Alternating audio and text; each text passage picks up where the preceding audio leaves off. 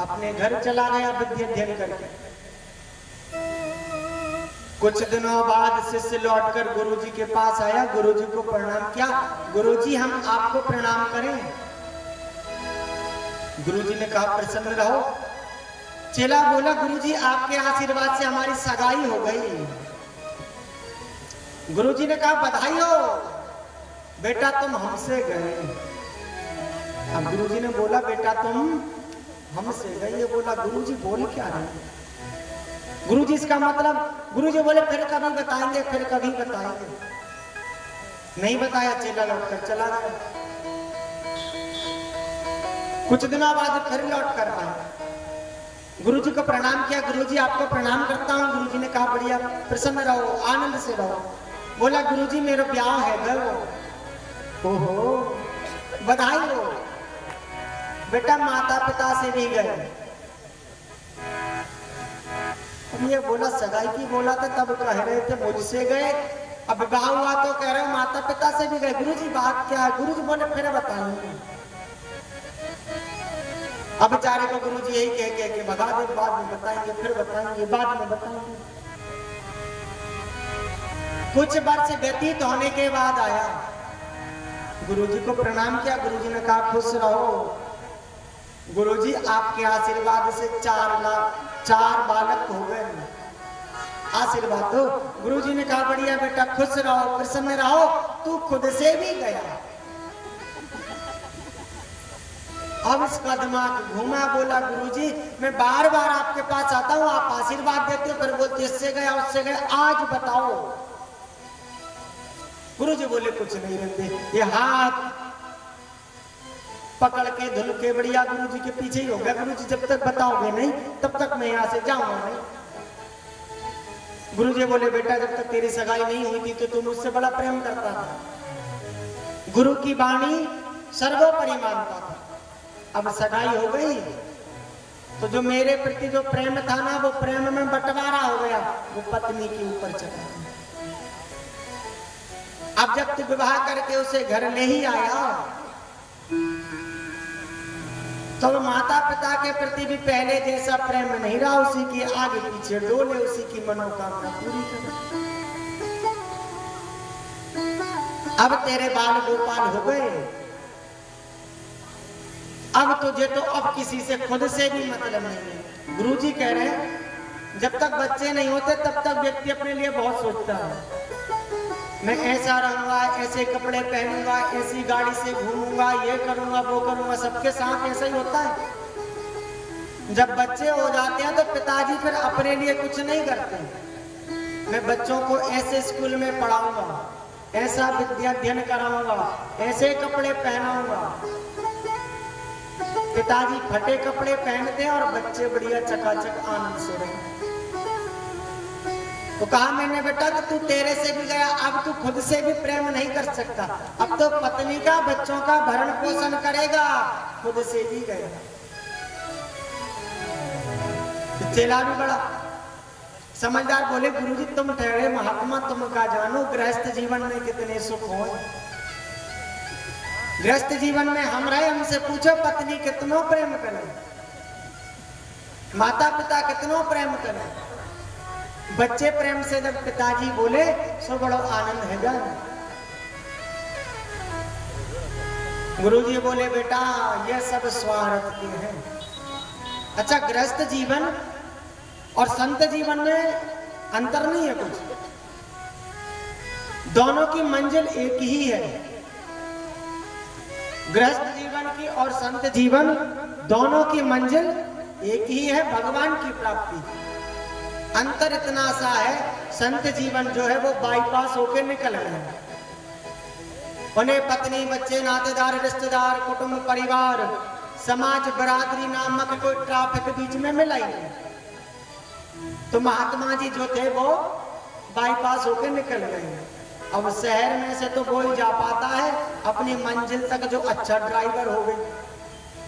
अब इसमें हम गृहस्थ जीवन में भगवान की प्राप्ति के लिए जब चलते हैं, माता पिता पत्नी पुत्र पुत्री सास ससुर नातेदार रिश्तेदार कुटुंब परिवार अड़ोसी पड़ोसी ये सब ट्रैफिक बनकर आ जाते हैं। अब अच्छा ड्राइवर होगा तो पूरे ट्रैफिक में से गाड़ी निकालकर भगवान तक पहुंचा देगा। सिर्फ इतना ही अंतर है। चेला बोला गुरुजी तुम ना जानो बड़ा प्रेम होए गृहस्थ जीवन में। गुरुजी बोले कछु प्रेम ना हो, सब फालतू की बात है, सब स्वार्थी है। ये चेला माने ना तो गुरुजी ने कहा आज मैं चल तुझे दिखा दूं कि तेरे घर वाले परिवार वाले तुझसे कितना प्रेम करें। गुरुजी ने कहा बेटा जब तू हमारे पास रहता था तब मैंने तुझे योग अभ्यास सिखाया। मैंने सिखाया था तू श्वास को 6-6 घंटे रोक लेता था, अब कितना रोक सकता है? चेला बोला गुरुजी अभी भी 2 घंटे रोक लूंगा।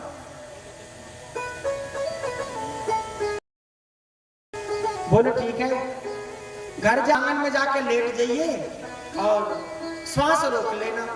चेला बोला जी गुरुजी। गुरुजी ने कहा आज तुझे दिखाता हूँ पत्नी बच्चे कितना प्रेम करे। चेला पहुंचा, जाके आंगन में लेट गया, श्वास रोकी है। थोड़ी देर बाद मैया ने देखो लाला लाला, अब लाला कछु बोले ना।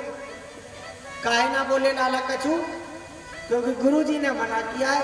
मैया आई हिलाया हिलता भी नहीं। मैया गई पिताजी को लेकर आई, चल के देखो तो लाला को क्या हो गया। पिताजी आए, लाला लाला बेटा बेटा काई को बोले कुछ।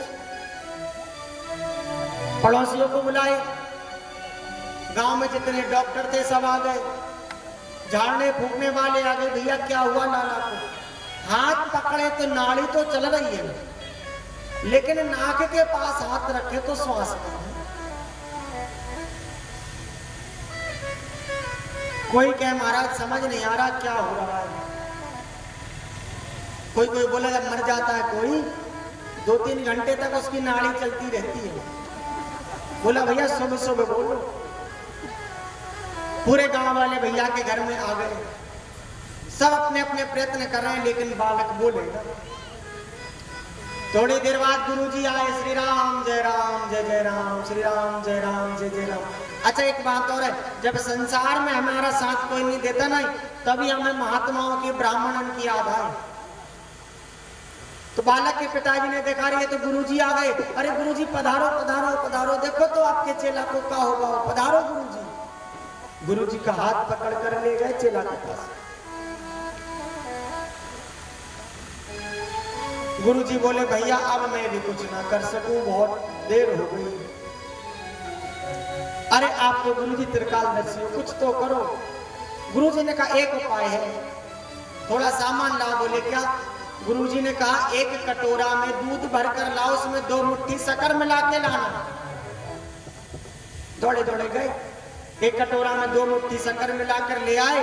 गुरुजी ने बालक के ऊपर 7 बार घुमाए और ऐसे ही मंत्र पढ़ दिए। गुरुजी बोले सुनो, जो कोई जा दूध को पिएगा वो मर जाएगा और जो लाला जीवित है जाएगा।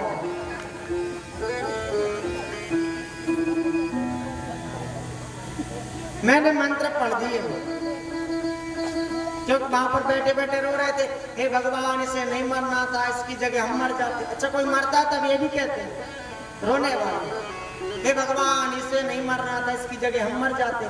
सोचो आपने कहा इसकी जगह हम मर जाते और भगवान प्रकट हो जाए और कहे चल बेटा तू ही मेरे साथ, सो लेने के देने पड़ जाए। गुरुजी ने कहा जो पिएगा वो मर जाएगा, बेटा जिंदा हो जाएगा। पिताजी के पास गए, आप तो इसकी जन्मदाता हो महाराज, इसके शरीर में आपका ही रक्त बह रहा है, आप अपने प्राण की आहुति देकर अपने बालक को बचाओ।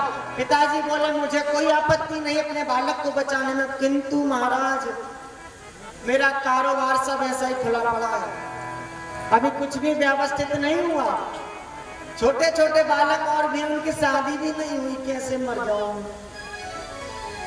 माता जी के पास गए, आप तो इसकी जननी हो, जन्मदात्री हो, आप ही ये दूध पियो और अपने लाला को जीवन दान दो। मैया बोली मुझे कोई दिक्कत नहीं मरने में, लेकिन अभी घर में और बहुएं आएंगी उन्हें घर चलाना सिखाना है। अभी ये पहली बहू है, इसे भी सही से नहीं सिखा पाई। अगर मैं ही मर गई तो मेरे तो घर परिवार सब बर्बाद हो जाएगा। मैं ना मर सकूं। माता पिता ने मना किया तो पत्नी के पास पहुंचे। देवी तुम इसकी पत्नी हो। पत्नी अर्धांगिनी होती है। हमेशा पत्नियों ने अपने पति की रक्षा के लिए अपने प्राणों की आहुति दी है। आप भी अपने पति परमेश्वर के प्राण के लिए अपनी प्राणों की आहुति दे दो। पत्नी तैयार है। जी गुरुजी। किंतु गुरुजी मैं हाथ जोड़कर एक निवेदन कर रही हूँ, ध्यान से सुनिए। पत्नी ने कहा मैं मरने को तैयार हूँ, दूध पीने को तैयार हूँ, लेकिन मेरी आपसे एक विनती है। गुरुजी ने कहा बताओ।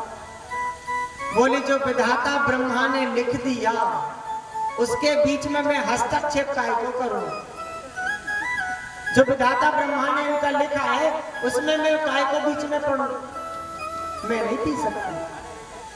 अब अड़ोसी पड़ोसी जो भी आए थे सब भाग गए। भाग लो यहाँ से, गुरु जी का कोई ठिकाना नहीं। किसी को और दूध पिला दिया तो सबके सब भाग गए। महाराज गुरु जी ने कहा दूध में मंत्र पढ़ दिया, दूध अपना काम करेगा।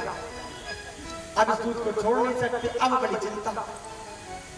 गुरु जी ने कहा चलो कोई बात नहीं, एक उपाय है। बोले कहो। अब कोई नहीं पी रहा तो हम ही पी ले। जी गुरु जी तुम पी लो, तुम महात्मा हो, पी लो। संत बड़े परमार्थी भेष धरे अवधूत। आप तो संत हो, आप तो महात्मा हो, पियो। आपके नाम की हम समाधि बनवाएंगे, यज्ञ करवाएंगे, मेला लगवाएंगे। आपके ना कोई आगे रोने वाला ना कोई पीछे रोने वाला। महाराज पी लो। पीकर दूध संत ने पीनी एक डकार। चेला से बोले चल उठ बेटा, देख लिया तूने संसार। ये पत्नी माता पिता भाई बंधु सब स्वार्थ के हैं। रिश्ता बनाओ तो बाके बिहारी से बनाओ, वही हमारा कल्याण करते हैं। कुछ भी रिश्ता बना लो। और हमारा यदि सच्चा रिश्तेदार कोई है तो सिर्फ द्वारिकाधीश ही है।